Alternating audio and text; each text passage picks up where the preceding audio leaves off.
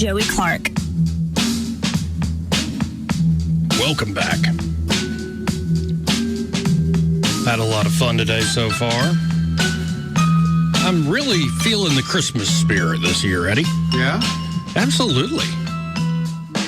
But there's another side of Christmas, would you say? And it's kind of in all our stories about Christmas. Like A Christmas Carol is a classic example. Right. Or It's a Wonderful Life's another good example. Whether it's ghosts or angels, you kind of think about the people you lost, or you look back on your own life. It really is a reset when you're conscious of it, of your year, and sometimes a reset of life.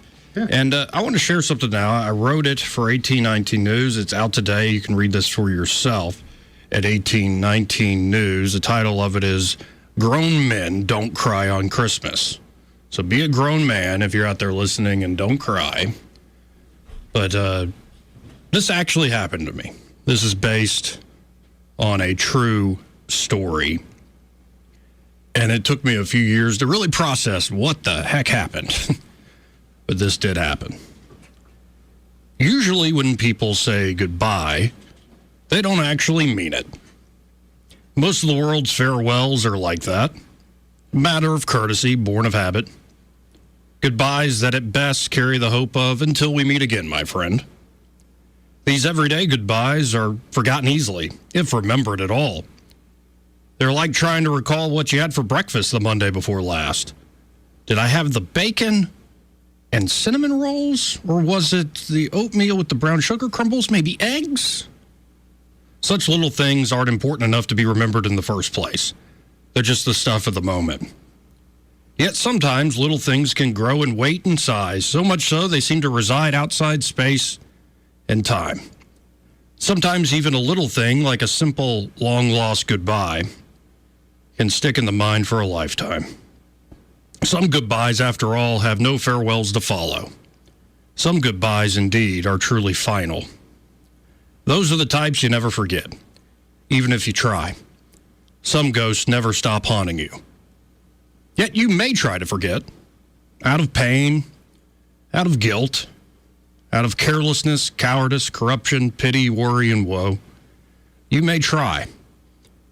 You may even succeed for a time with this or that diversion, this or that romantic romp, this or that new project, this or that career goal. But try as you may, the ghost of that long-lost goodbye still haunts the attic of your mind. You hear bumps in the middle of the night. Someone is overturning your mind's furniture again. You try to go back to sleep. You wake again to yet another loud thud inside your skull. It's all in your head, you think to yourself. You blame your restless nights on an undiagnosed case of sleep apnea or worn-down mattress coils. You pray the melatonin will keep you in a healthy REM cycle. Though healthy cycle or not, you always forget your dreams the next morning. You remember how you used to lucid dream as a kid and wonder why your dreams are now so clouded by darkness. Night after sleepless night, this goes on for 5 years straight. You can never remember your dreams. Then one evening, you go to lay your head down on the pillow. You set your alarm and happen to see the digital calendar reads, it's Christmas Eve. Bah humbug, you think to yourself. You fall asleep. Then suddenly you feel you're dreaming like a kid again, spirited away. You're aware you're dreaming, yet you're still asleep in the dream. Your old middle school era alarm clock goes off. You're late. You rush out of bed to get ready. Suddenly, your old playground falls into place before you. You see former classmates, friends and foes alike, playing together. You see your first crush, your first kiss. Then a wave of anxiety hits you. You didn't study for the test. Wait. You don't have a test. This is a dream. You're not a kid anymore. No. You're at work. You're at work now, doing the same job you've done for the last 10 years. You know the routine well. You know it in your sleep. Yet every little task feels like some 7th grade test you forgot to study for. You're off the clock. You're back at your house. Yes, that house. The grimy one from your 20s. The place where you first got the news she was sick. I fell, she said. My leg just stopped working, she said. Brain tumor, she said. We'll fight it together, she said.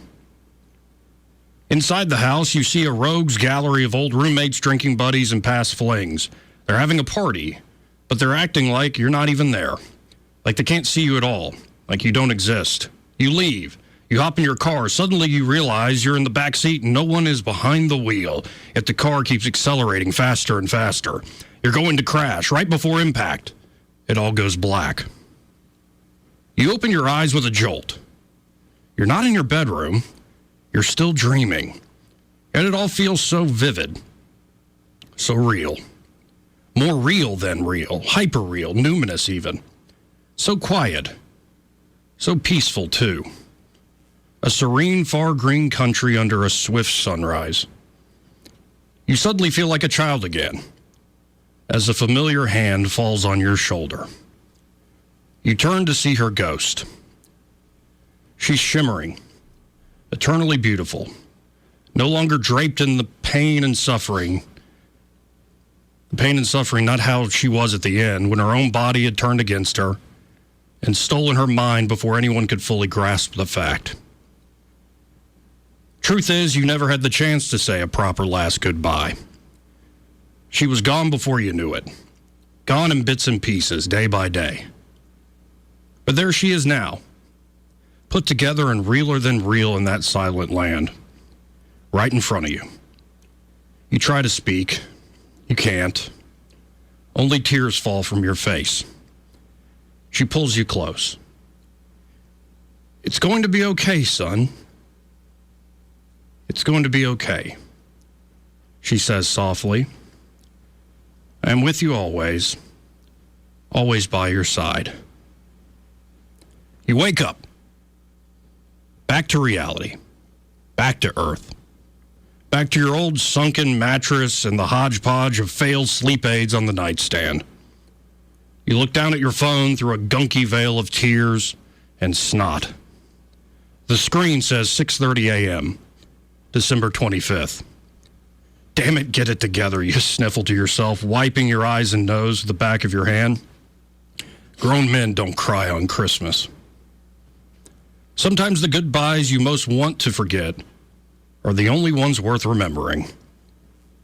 One day you may even find yourself praying that a certain ghost never stops haunting your dreams on the evening of Christmas Eve, if only so you can remember her again for a little while and have another chance to say goodbye.